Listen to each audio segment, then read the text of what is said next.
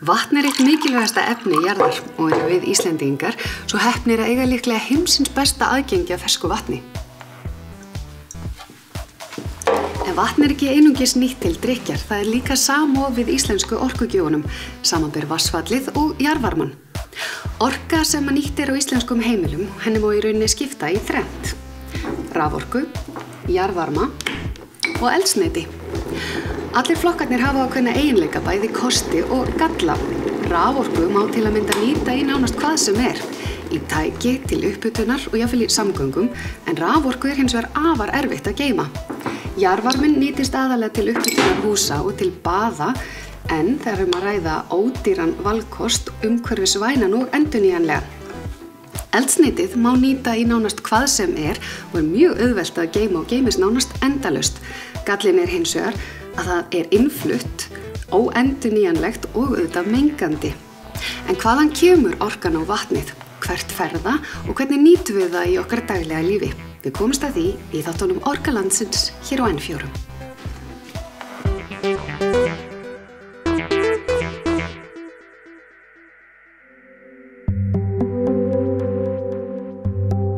Stærstu jökla Evrópu að finna á Íslandi, en undir yfirborðinu kraumar hitinn sem stundum brýst fram með ógnarkrafti. Ísland mjög sérstakt landfræðilega, en landið bæði á flekamörkum Evrópu og Ameríku og hins vegar landið á svokölluðum heitum reit, en það nefnast staðir á jörðinni sem einkennast af mikilli eldvirkni og rísa hátt yfir umhverfið. Jarðhitasvæðum á Íslandi má skipta í tvo flokka, háhita og lághitasvæði. Svæðin þar sem finna má jarðhita milli 50 til 150 gráður flokkast sem lághitasvæði, en þar sem finna má jarðhita yfir 200 gráðum kallað háhitasvæði. Lághitasvæði á Íslandi 250 talsins, en háhitasvæðin 20. Jarðhiti í bókstaflegri merkingu sá hiti í jörðinni sem umfram þann hita sem ríkir við yfirborð jarðar.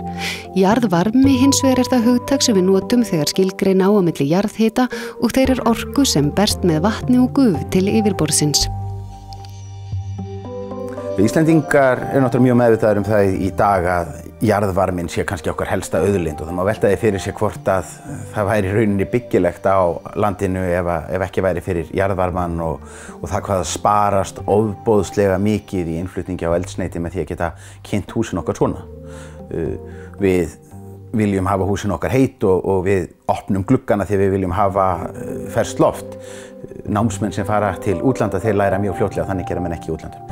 Þess vegna þetta svona skemmtilegt að rifja það upp að jarðvarmi var lengst af í sögunni ekki talin sérstök hlunnindi. Það þótti jafnvel verra ef að vera með hverasvæði á jörðum en kunni ekki að meta lyktina, hræddir að búsmalinn dytti í hverina og brenndist.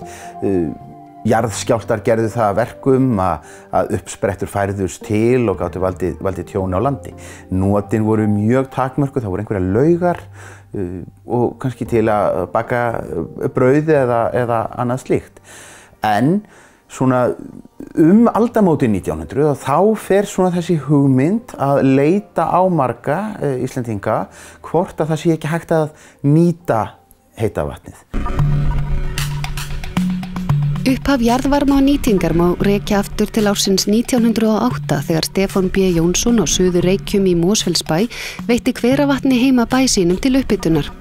Langafabarn Stefáns Elín Hirst alþingiskona og við hittum hana og fyrrum heimili langavennar í Mosfellsbæ. Hér bjó langafi minn, Stefán B. Jónsson. Hann flyst hingað 1905 og með konu og lítið barn og náttúrulega vinnufólk sem var með honum. Málið var að afi minn hafði farið sem ungum maður til Vesturheims og kynnst þar mikið af, hvað maður segja, nýbreytni í atvinnuháttum þar í landi. Og hann langaði til þess að koma með þetta heim til Íslands. Honum fannst allt hér svo staðnað og lítið framfarir. Hann var mjög framfarasinnaður maður, þannig að hann ákvað að snúa heim úr Vesturheimi. Hafði fastað sér konu þar sem var Íslendingur líka en hafði búið í Kanada alveg frá því hún var 2 ára. En þau koma til Íslands aftur og það var eftir því tekið fyrir vestan að Íslendingar skildi fara heim aftur til Íslands. og hafa sagt frá því í blöðunum eins og Lögbergi. Nema þau koma hér og eru búin að vera á Íslandi í 5 ár þegar þau sem sagt kaupa þessa jörð, eða langafi kaupi þessa jörð. En það sem kannski stóra atriði í öllu saman að hann sem sagt veit að hér náttúrulega mikill jarðhiti hér á Reykjum eins og nafnið Suður-Reykjum eins og nafnið gefur til kynna. Og hann sem sagt sér hér í hverina út allt og hér stígur upp sem sagt jarðhitin og þá dettur honum í hug að leggja hérna pípur sem sagt frá hver sem hefur staðið sem líklega þarna á þessum hóli og leiða heita vatnið inn í húsið sem þarna og síðan inn í útihúsin. Og markmiðið hjá honum var náttúrulega fyrst og fremst að auka nytina í skepnunum með því að hafa sem sagt heitt vatn og hita hjá þeim. Þetta sem sagt 1908 og þá þetta líklega í fyrsta skipti í heiminum sem menn gera þetta. Að sem sagt taka hita vatn og leiða það svona í pípu og inn í íbúðarhús. Ég ákvað að því að mér fannst þetta svo merkilegt sem það að athuga það hvort ég geti fengið hann skráðan í heimsmeistarabók Guinness fyrir þetta frumkvæði og frumkvæðisstarf. Og ég búin að senda inn umsókn og ég alltaf komið fram hjá fyrstu hindruninni, þeir eru mjög, hvað maður að segja, þeir eru mjög, þeir hjá Guinness, eru mjög vandaðir og vilja ekki viðurkenna neitt nema sé búið að fara fram rannsókn á því. Þannig að núna fer fram væntanlega rannsókn hvernig sem þeir fara því hvort við getum örugglega stimplað þetta sem heimsmet Stefáns B. Jónssonar. Það væri mjög að skapi. Uppbygging jarðhitaveitna á Íslandi gerðist þó ekki öll á einu bretti og hefur hún tekið langan tíma og má segja að við séum á lokasprettinum núna rúmri öld frá upphafinu. Segja má að byltingin hafi hins vegar orðið í kjölfar olíukreppunnar árin 1973 til 79 sem varð til þess að breyting varð á íslenskri orkustefnu og mikil áhersla lögð á að draga úr innflutningi á olíu og höfðu stjórnvöld frumkvæði af því að efla rannsóknir á jarðhita og ýta undir uppbyggingu hitaveitna. Þá erum við komnar hingað í Sundhöll Reykjavíkur og ætlum aðeins að forvitnast sögu hitaveitu Reykjavíkur sem tengist einmitt þessu húsi en eigum við að byrja bara á byrjuninni. Akkurat. Byrjunin líklegast 1930 en þá hófst saga hitaveitunar hér og hún orðin 85 ára gömul, tæplega. Og þetta var mikið afrek á sínum tíma en auðvitað hafði heitt vatn verið nýtt mjög lengi í gegnum aldirnar í einmitt þvottalaugunum í Laugardalnum. Og Laugardalinn einmitt sá staður sem fyrsta borholan var boruð og fyrstu húsin sem fengu heitt vatn í gegnum þá hitaveitu voru semst Austurbæjarskólinn og Sundhöll Reykjavíkur, þar sem við erum, og Landspítalinn og svo Laugarnesskólinn. Og þetta var svona fyrstu byggingar sem fengu heitt vatn, voru fyrstu hitaveitunni hér. Fyrir þann tíma var náttúrulega bara að hita hús með kolum og eflaust hefur þetta verið togstreita hjá kolakaupmönnum sem sá kannski sín viðskipti dala með þessari þróun. Þeir hafa náttúrulega verið brjálaðir. Já. Verið að taka af sér viðskipti með þessum hætti. Mjög líklega. Já. En augljóslega hefur mikið gerst síðan að fyrsta hitaveitan var stofnuð, byggð hefur stækkað verulega. Hvernig hefur þróunin verið? Hún hefur náttúrulega verið töluvert hröð vegna þess að þegar þetta byrjaði þá jókst eftirspurnin mjög. Og það var þannig að fyrsta holan dugði náttúrulega ekki til í langan tíma þannig að það var að fara að bora annar staðar hérna í bænum og í Laugardalnum, við Elliðaárnar og ýmsum stöðum og svo í Mosfellsbæ, Reykjum og Reykjahlíð. Þannig að síðan stækkaði þetta ört og þetta í rauninni kom stóri skellurinn eða stækkunin kom í kjölfar olíukreppunnar á 8. áratugnum. Þegar olían hækkaði verulega og þá fóru stjórnvöld að þrýsta og styðja mjög og ýta undir uppbyggingu hitaveitna. Þetta hefur nú á tíma verið kosningamál líka? Já, þetta var nefnilega kosningamál og það var, held ég, C-flokkurinn sem agiteraði fyrir þessu og sagði kjóstu okkur, þá skulum við skaffa hitaveitu. Kosningalofar sem gerast best. Kosningalofar, já.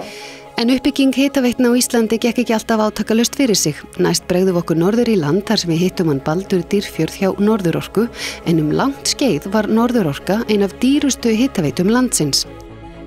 Já, þetta orðin dálítið löng saga því að ef við byrjum alveg á upphafinu, þá náttúrulega fóru Akureyringar að horfa til þess sem var að gerast annars staðar á landinu þegar svona á öðrum og þriðja tug síðustu aldar og menn svona vissu af heitum stöðum hér í Eyjafirði eins og nafnið benda til, Laugaland hérna og hér hefur við reyndar líka Reykjahverfið eins og hann kallað á tímabili sem að vísa náttúrulega til gufu, Reykhús hérna við Kristnes, allt þekktir jarðhitastaðir og menn voru svona strax að byrja að skrifa ekki hægt að finna meira heitt vatn og leiða það til Akureyrar og koma hitaveita í gagni.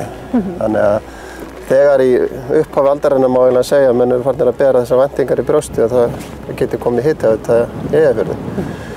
Nú, svo ágerist þetta náttúrulega enn frekar þegar að fara að koma hitaveitur á Norðurlandi eins og í Ólafsfirði. Veitan þar síðan 1944 og menn eru þá að segja að akkur er ekki komin hitaveita til Akureyrar. Nú, vonirnar voru miklar en það gekk ekki eins vel að koma verkinu áfram. Það voru boraðar rannsóknarholur hér í Eyjafirðinum, meðal annars á Kristnesi og við Reykhús. Kringum 40, aftur 50, 60. Þannig að menn voru alltaf með þetta svona væntingar og menn voru að ýta í stjórnmálamenn og orkusjóð og þessar stofnanir að koma norður og reyna að finna heitt vatn. Hann átti ekki verið parhrifnir að því að það væri aðrir á undan? Nei, það var akkurat þetta sko, komin hitaveita í Reykjavík, í Mosfellsbænum og víða var þetta tínast inn.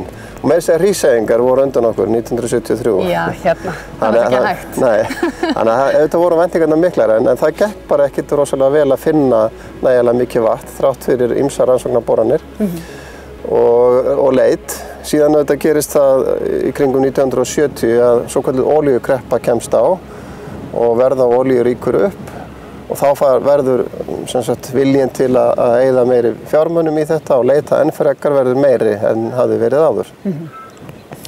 Og Akureyringar gera áætlanir með yfirvöldum leita vatni og þar sem það reyndar sko ræddir möguleikar á því að taka vatn hérna á þessu svæði en líka voru ræddar hugmyndir eins og það að sækja vatn á Hveravöllum í Reykjahverfinu í Norður-Þingeyjarsýslu og sækja vatn 80-90 km leið og eða jafnvel upp í Mývatn. Þannig að menn voru orðnir það langir eftir vatninu að menn skoðuðu þessar leiðir og kostnaðarreiknuðu og gerðu áætlanir þetta. En niðurstaðan var engu síður svo að byrja hér. Og er þetta allt kannski ástæðan fyrir því að hitaveitureikningurinn var svona hár hérna fyrir norðan lengst af? Já, auðvitað var þetta mjög dýr framkvæmd í upphafi og síðan náttúrulega gerist það að þetta verður kostnaðarsamara. Það þarf að bora miklu fleiri holur hér á þessu svæði og hérna í nágrenninu heldur en menn höfðu vonast til og það voru vonir og væntingar eins og maður segir en sumar holurnar gáfu ekkert. Hér var einn dýpsta hola á lághitasvæði á landinu á tímabili sem gaf ekki dropa en kostaði náttúrulega offjóra að bora. Þannig að þetta var mikið átak, pluss náttúrulega það að leggja alveg dreifikerfi í heilan bæ sem að vísu var gert á nokkur löngum tíma, þetta var ekki gert allt í einu. En engu að síður, þetta var mjög dýr hitaveita og var lengi vel dýrasta hitaveitan. Það var sagð sög að því að Akureyringur hefði einhvern tíma flutt suður til Reykjavíkur, flutt í svona lítinn sætan stígagang held ég með 6 íbúðum eða eitthvað. Svo var haldinn húsfundur einhvern tíma þegar leið á veturinn. Og gjaldkeri húsfélagsins fór að tala að hann hefði ekki fengið neina hitaveitureikninga. Og þá kom við ljósa að Akureyringur sagði ég hef alltaf fengið hitaveitureikning. En hann var búinn að borga hitaveitureikningi fyrir 6 íbúðir og hélt bara að vera að borga fyrir sína, þannig að hann var nú svo há reikningi fyrir norðan. Já, það er ýmislegt sem getur komið upp á við uppbyggingu hitaveitna, en það þekkja þeir á Reykjanesinu mæta vel, en næst liggur leiðin í höfuðstöðvar HS Orku. Það var nánast sem annars þar á landinu þegar við losnaðum olíuna, það var nánast bara bylting, einhver mesta hagspót sem við höfum fengið. Menn höfðu haft áhuga á jarðhitanum hér á Reykjanesi. Nafn Skagans bendir sig til þess að hér hafi verið gufa eða jarðhitavirkni og það höfðu margir svona nokkrar rannsóknir verið gerðar. Svo það að Grindavíkurbær, eða bæjarstjórnin þar, ákveður að bora hér holu og kanna hvort ekki væri heitt vatn að fá til upphitunar. Ég held ég fari rétt með að menn bjuggust þá við að fá bara heitt vatn svipað því sem í, ef við getum kallað lághitaveitunum út á landi. Hitaveitur Reykjavíkur þarf að segja vatn frá svona yfir 70 gráður og upp undir 100 gráður. Fyrsta holan sem boruð var, hún gaf ekki vonir jarðhita hér. Ríkissjóður boraði svo 2 holur og þá kemur í ljós að jarðhiti undir fótum okkar. Hitastigið ekkert 80 eða 90, það eru 243 ef ég man rétt, allavega 240 gráður.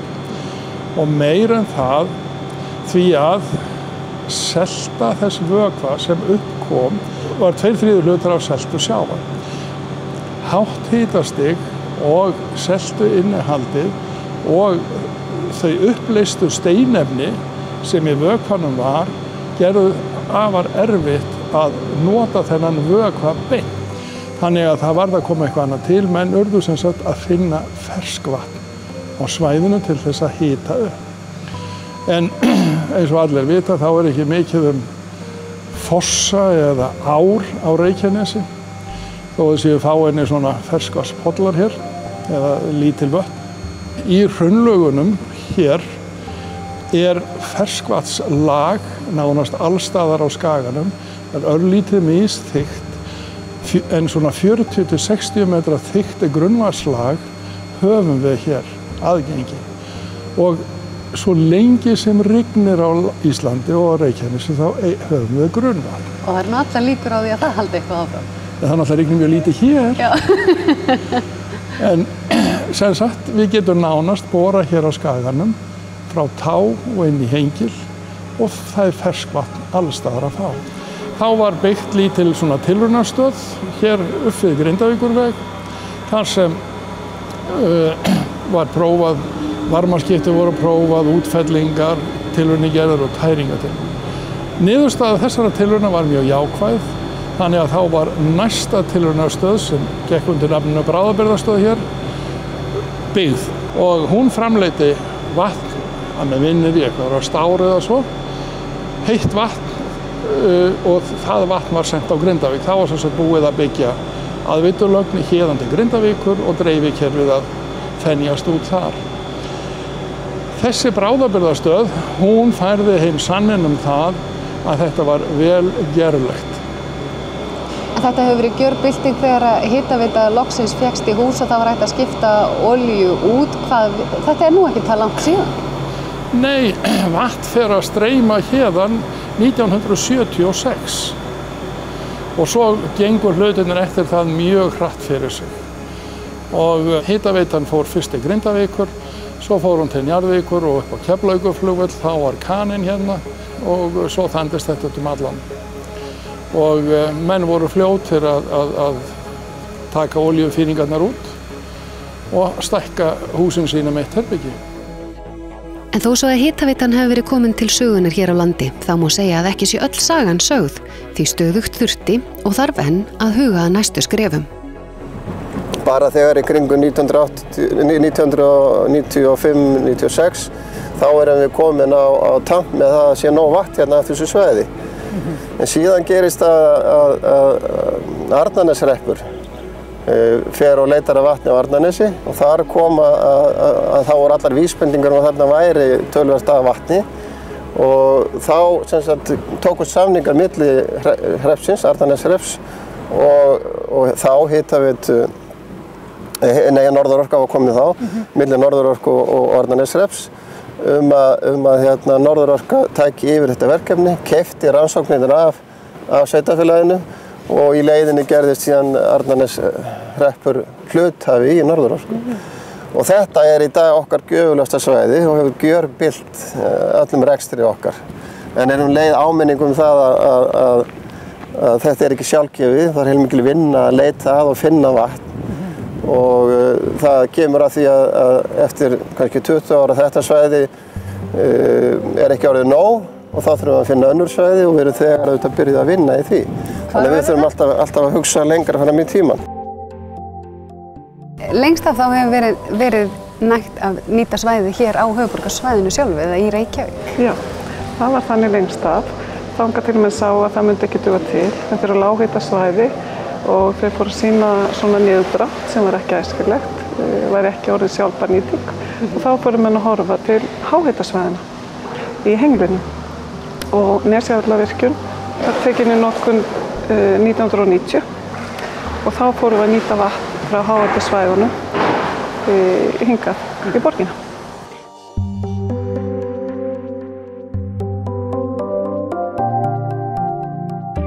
Hitaveitan á höfuðborgarsvæðinu er stærsta jarðhitaveita í heiminum. Þannig að hér eru við að reka ansi stórt kerfi og hún þjónar 2/3 hlutum af landsmönnum eða yfir 200.000 manns. Þannig að hún er ansi mikil og sem dæmi má nefna að lagnirnar okkar bara í hitaveitunni eru 3000 kílómetrar og það nær rúmlega 2 hringi í kringum landið. Síðan er þetta tvöfaltkerfi á flestu stöðum, allavega erum við að fara að leggja það núna. Það er að segja að það er eitt framrásakerfi sem er dælt upp úr borholunum og í lághitasvæðunum þá er það vatn töluvert heitt og jafnvel yfir 100 gráður og upp í 120. En í virkjunarvatninu, eða það sem kemur frá háhitasvæðunum, að það er upphitað grunnvatn. Það er ekki notaður beint vökvinn sem kemur upp úr jörðinni. Þannig að það er hitað grunnvatn með gufunni og það er leitt svo í bæinn. En það sem eru lághitasvæðin, svona rosalega heitt vatn, að þar þurfum við að kæla það og við kælum það með því að taka vatnið aftur frá notendunum, sem sagt eftir hringrás, blöndum því svo saman við vatnið og dreifum því aftur. Þannig fáum við lægra hitastig og þetta er yfirleitt svona 80 gráður sem við erum að láta fara frá dælustofum til dæmis. Þetta er náttúrulega einstakt. Við erum að losna við kolareik í fyrsta lagi 1930, 40, 50 og það er til myndir til samanburðar hvernig borgin var áður með bara svarta mökk yfir sér og síðan þegar hitaveitan fyrir að tikka inn hvað þetta verður einhvern veginn yndisleg og mengunarfrí borg. En hversu mikilvægt er það að hafa gott aðgengi að heitu vatni? Við spurðum fólk á förnum vegi þessara spurningar. Það skiptir nú öllu máli að hafa nóg heitt vatn og nóg rafmagni. Það er undirstaða lífsins á þessu skeri. Það skiptir öllu máli fyrir okkur til að kynda húsin og sundlaugar og annað. Það skiptir mjög miklu máli þess að það er oft frekar kalt. Þannig að já, ég telja að það bara skiptir miklu máli. Sko. Það skiptir öllu máli bara. Það skiptir rosalega miklu máli, held ég. Þetta er miklu ódýrari orkugjafi heldur en og umhverfisvænni heldur en að hita upp með rafmagni eða öðru, kólum eða hvað sem það er. Hérna erum við svona pípulögn sem að erlendis myndi þýða. Hér myndi streyma jarðefnaeldsneyti í gegn, gas eða olía. En á Íslandi þá hefur þetta aðra þýðingu því hér er verið að flytja mestu og jafnframt vanmetnustu auðlind okkar Íslendinga, heitt vatn. Yfirleitt er þetta í neðjarðar en hérna er gömul pípa ofanjarðar og hérna í þessum pípum landa allt sem 90% landsmanna hafa aðgang að eru flutt gríðarlega verðmæti. Þetta er olíulind Íslendinga. Hérna, ef við setjum þetta í samhengi við olíuframleiðslu, þá er sem sagt orkan sem við nýtum til að húshitunar nemur jafngildi 8 milljón tunnur. Þannig að við erum bara með olíulind.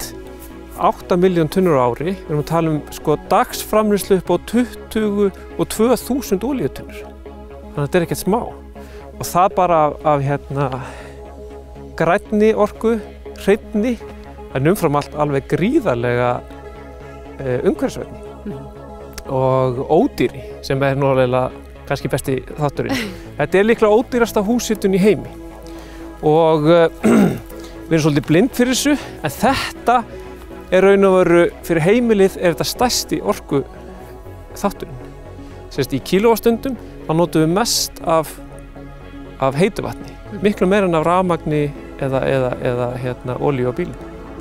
En menn eru svolítið blindir við þessu vegna þess að þetta er svo ódýrt. Og bara sem dæmi til þess að setja svona í einhverja mynd, að því þetta rennur bara til okkar og við varla höfum neitt fyrir þessu, kemur bara úr uppsprettum hérna einhver staðar þar sem að hitahólunar eru og streymir svona 70 til 90 gráður eftir svona rörum og bara inn á heimilinu okkar. En þetta eru kannski alveg í kílóvastundum sko fyrir svona einbýlishús kannski 30 til 40.000 kílóvastundir sem við þurfum á ári, sem er mjög mikil orka. Og við værum með olíutunnur eins og víða er til þess að hita upp heimil okkar, þá er þetta kannski 25-30 olíutunnur á ári sem voru sífellt að setja kerfi til þess að hita bara eitt hús. Hugsaðu kannski 2 tunnur á mánuði. Þá myndu það virkilega finna fyrir þessu. Fyrir utan vesenið að vera að hita með olíu, það var að fá þetta bara beint. En hérna kemur þetta náttúrulega bara. Nei, þetta er ekkert svona heitt auðvitað. Og hérna rennur til okkar að þessi gríðarlega og vanmetna auðlind að þetta sparar Íslendingum gjaldeyri oft yfir 100 milljarða á ári. Sem segir okkur raun og veru að án þessar auðlindar þá gæti raun og veru ekkert keyrt þetta samfélag eins og við keyrum það í dag. En við nýtum ekki jarðvarmann einungis til húshitunar, við nýtum hann einnig til raforkuframleiðslu en 26% íslenskra raforku er framleitt með jarðvarma. Einnig er jarðhiti nýttur til baða, ræktun grænmetis í fiskeldi, til snjóbræðslu í iðnaði, ylrækt og jafnvel er farið að flytja út þekkingu á þessu sviði. Við höldum áfram að fjalla jarðvarma í næsta þætti af Orka landsins.